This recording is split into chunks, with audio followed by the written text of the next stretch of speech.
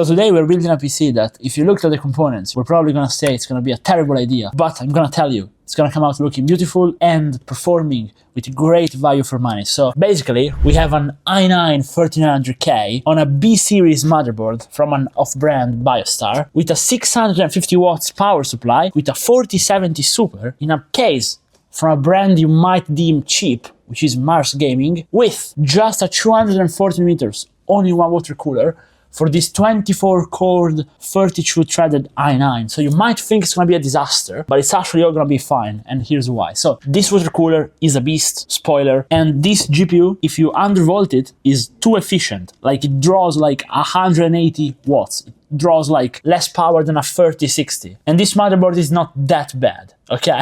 Plus we have some great RAM from Patriot Viper. We have the Elite 5 series, 40GB of RAM, and we have their Patriot P400 2TB Nvme drive, which is great. And also Arctic is gifting you a mousepad if you buy the liquid freezer on launch. So, and they're also selling it separately if you're watching this video a bit later. Also, this case has an integrated LCD screen, even though it's cheap. So you're not gonna pay 300 bucks for it, you're gonna pay 150 bucks for it. I say we get to building, and it shouldn't be too bad, but let's go. Okay, so this is the part that should catch on fire. So let's start from this.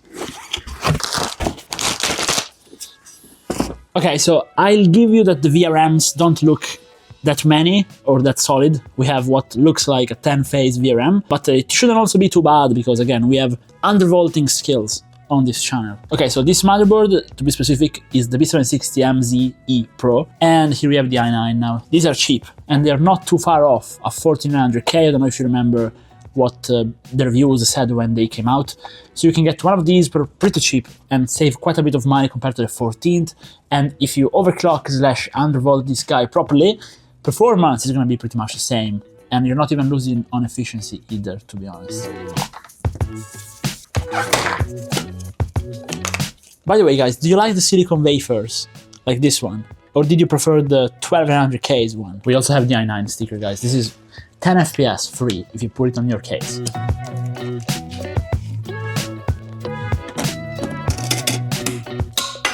Okay, it was a satisfying pop. So the motherboard can't be that bad, right? The RAM, now Patriot Viper RAM, I think is one of the prettiest DDR5 on the market, and they are good for overclocking, so.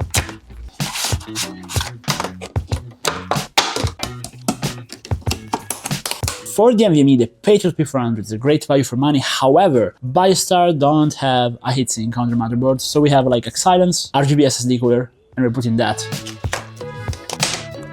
Before you think other channels are like serious tech channels, do they have a ROG screwdriver? Come on, guys, drop a sub, please. I need it. Come on. So Biostar has this strange locking mechanism, which I kinda like, to be honest. Basically, you plug this thing into the hole, and the SSD is locked. This, I haven't covered it at launch because it arrived to me a bit later, but if you're seeing this video, you're lucky. This is the best water cooler in the market. And I say it even before mounting it because I've done my tests, but like actually, value for money this thing has is unbeatable. Nice packaging from Arctic. Okay, look at the amount of chips they put on it, crazy. And then you have the massive fan, which looks good, and you just plug on top of it and it automatically gets the power. This is the contact plate, crazy good. And this is RGB. Pre-mounted, because at Arctic they know how to do their job, not like other brands. And it's a thick boy, guys. We like them thick around here. Be in love.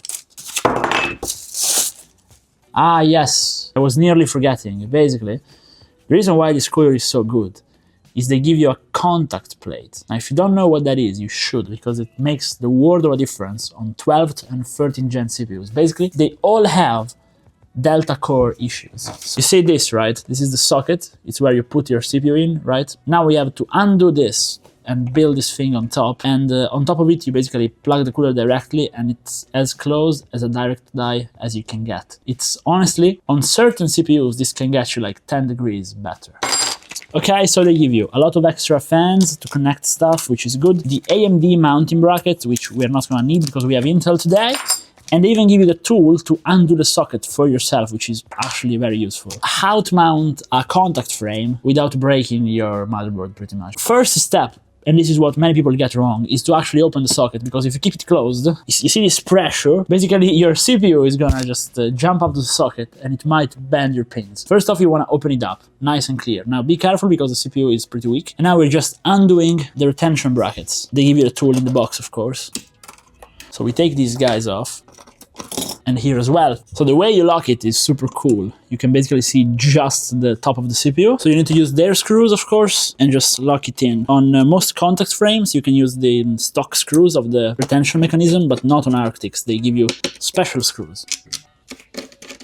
Okay, paste application time. That's how I like to do it. Personally, it's very, up for debate. Now, Arctic makes you choose. So they give you two cables, one in which you can manually control the VRM fan speed, the pump speed, and the fan speed. And one for those of you like me, who don't really care. Now, the crazy engineering, they also allow you to pre-route the cables inside the pump itself. Now, guys, peel off, pretty important, and then application time. It's super easy and you feel it, that it's super tight. Now, can your all-in-one do this? Okay, so it's time to open up the tiny case.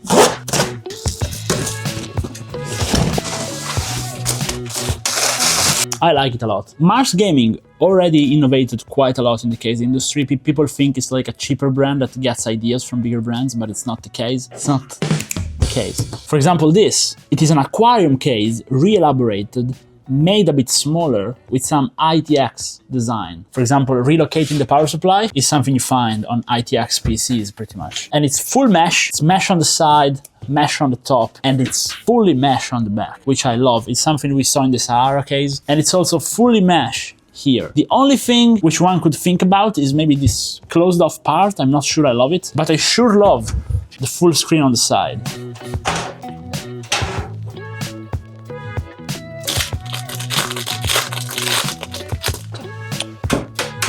Now they sell it to you with no fans, but this case has a crazy amount of customization. So the screen, you can either put it here to cover the PSU, which is mounted inside, or you can put it on the front, okay? And you can also add some fans on the bottom, fans on the outtake, fans on the top. Now for today, I'm thinking right on top, extra outtake, maybe even extra intake just for aesthetics, but I say we slot the motherboard in.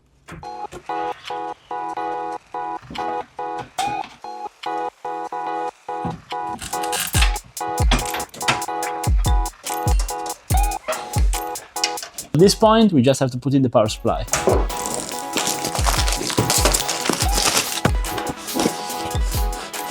Such a premium packaging, Cooler Master, oh my god. Pre-sleeved flat white cable.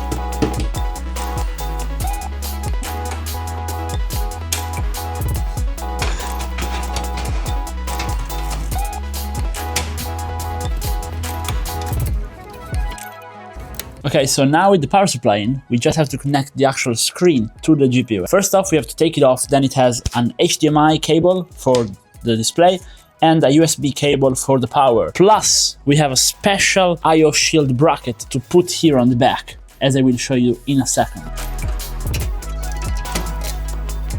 We have the display connected, but we need to route the cables out so they can go on the motherboard, so this is our special bracket for that.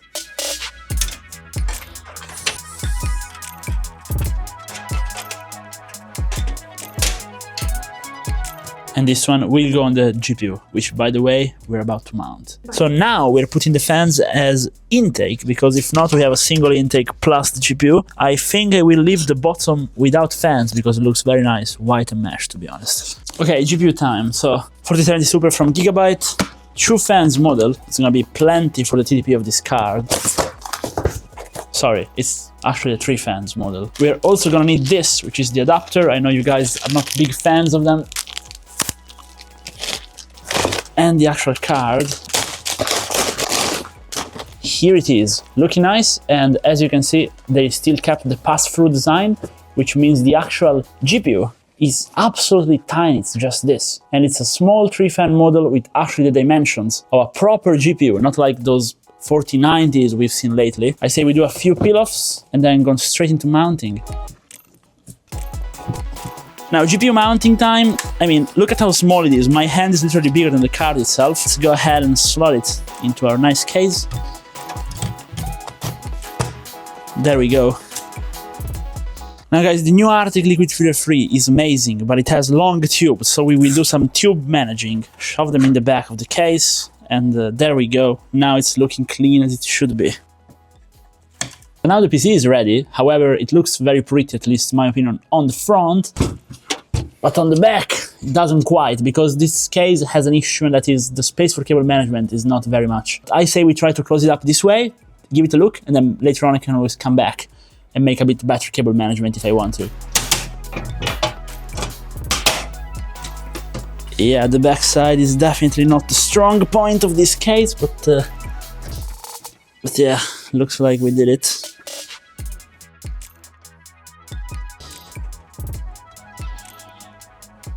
Now, before we do the actual test boot, if we want our PC to go fast, we do need the i9 sticker on the front. That's actually key for good performing PC, so hopefully.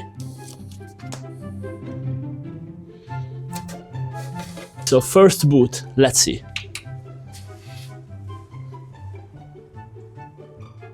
So no LEDs is lighting up, which is not the best start, but the fans are spinning, so it could be worse. But yeah, we have like...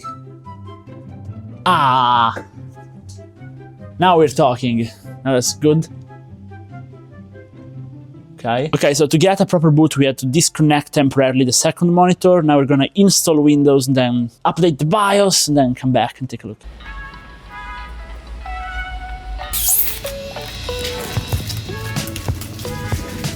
And here we are with the conclusions. Now, first of all, if you've liked the video this far, please drop a like and subscribe to the channel if you haven't already. And I think the PC is looking nice. I will show you some footage. The case is absolutely stunning. The mini screen is super unique and you can put literally whatever you want on it. Now, right now, we're running just a GIF as a wallpaper, but I think the best use case for it would be to have a monitoring software for the parameters of your PC. Maybe one with widgets that look cool. You can monitor, for example, CPU utilization, CPU temperature, GPU temperature, and all those things. You can also use it if you have like Discord, to have Discord quickly on there, because it's effectively a second screen. You can use it to do whatever you want. We even played Apex Legends on it for a while, and we even opened up a few packages just from the mini screen, and yeah, it makes for a lot of memes. You will see it on my Instagram a lot, I think. But all in all, it looks great, and the case in general, I have to say I'm really satisfied by the MarsGaming MC-LCD, because for the price, it's amazing. I mean, it looks very nice and it has a lot of unique features. You can mount the screen on the front as well. You can mount it vertical if you want. They give you extra things to cover the power supply in case you want to cover it. Now, one thing I will say is if you buy this case, you definitely want either a PSU with sleeved cables or with custom cables, or you want just to add sleeved cables to the build, I think, because it's basically open air and you will see the cables. And one little issue, honestly, is that there is not much space on the back for cable management, but we managed to close it, so it's not too bad. The airflow and the temperature in general is absolutely great. As you can see, we ended up putting just a single fan, even though there is a space for two more on the bottom. I thought about putting them, but they would have been there just for aesthetics, because the temperatures are already great. We ran Firestrike and the GPU was basically cold the whole time, as you can see. The CPU is running great as well. Now we are running it basically slightly undervolted, as I show on the channel, of course, but with full performance, as in my tutorials. With the RAM, the Patriot Viper RAM, well, this 40 gigs kit is insane. It runs just with a simple click at 6000 MHz with this low latency, as you can see by the CPU Z-score. Everything is running cool and quiet. And the Arctic cooler can definitely handle the i9 even under 75 with crazy good settings. Now, of course, everything has been set properly in the BIOS. And this Biostar motherboard, even though it is very cheap, coming in at under 100 bucks, it is very good in my opinion. Yes, sure, the software and driver support is not the best, but I think in the end, it just means you have to spend a bit more time tinkering with it, because the RGB looks nice, and that is all motherboard controlled. We use this silenced RGB cooler on the CPU, we synced it all up with the fans, with the Arctic water cooler, and they all look nice.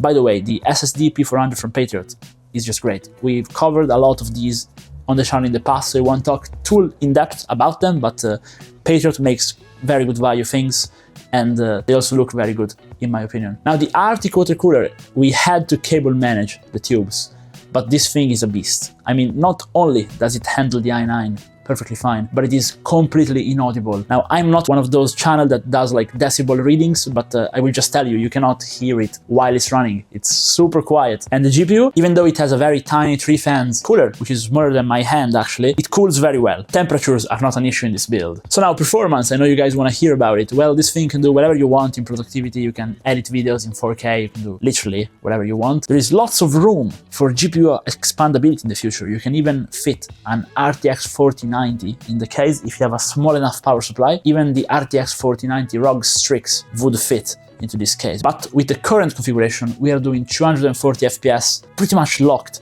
in Warzone 1080p, but this is not a 1080p gaming PC build. It's for a high resolution. I think it really shines at 1440p. Of course, you can also play at 4K, maybe with some DLSS, or if you want to compromise a bit on settings, but 1440p, you can play any RPG game with high or max settings flawlessly, even Cyberpunk, even Red Dead Redemption 2, all these games, and you can also play competitively with very good frame rates. For example, if we play Apex 1080p, this thing locks out the engine at 300 FPS, which is useless, but if we play at 1440p, it does a nice 240 FPS, which is very respectable and allows you to play well. So I'm really happy about it, but I want to hear your opinion down below, especially about the case, which in my opinion is the best value case if you want a small case with an LCD screen out there, and the cooler, which in my opinion right now Arctic are the choice to buy, the best cooler on the market in terms of all-in-one price performance. But maybe you don't agree with me, so let me know down below. Again, drop a like and a follow if you like the video, and let's see you guys in the next one if you decide to stick around.